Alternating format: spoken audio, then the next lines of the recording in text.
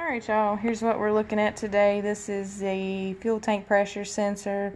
This is on my 2008 Chevrolet Silverado crew cab truck. Was throwing a code, the engine light was on.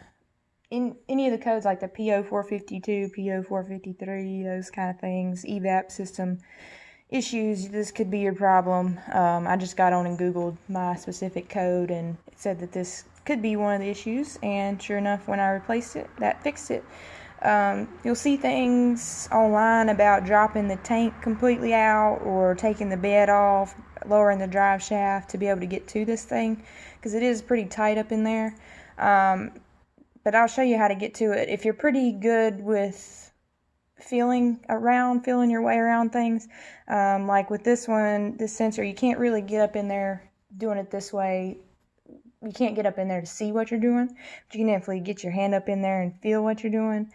So if you kind of feel around the new sensor and say, hey, there's some clips on this side, there's a knot on this side, then you can get up in there and find the old one based on your sense of touch. I did loosen the tank brackets to lower the tank a little bit, but did not have to take the tank completely out.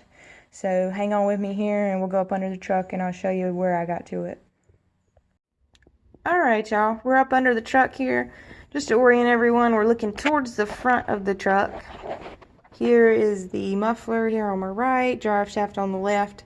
That's the back of the muffler there. If you go straight up in here, that's the general area, that's where you need to be. You still can't see the sensor even with the camera. It's on the back side, but it's in there, I promise. Just feel around. Once you find the one that feels like the new one, that's going to be it.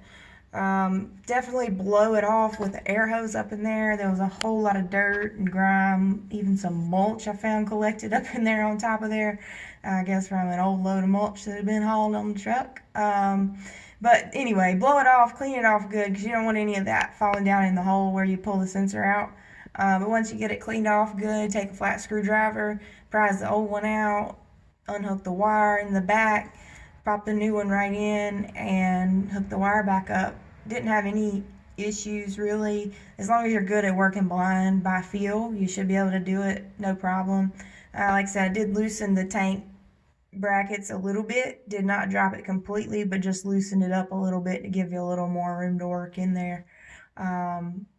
But y'all give it a try. If you don't want to drop the tank completely out or take the bed completely off or take the drive shaft out, it's definitely something you can do if you're used to working by feel.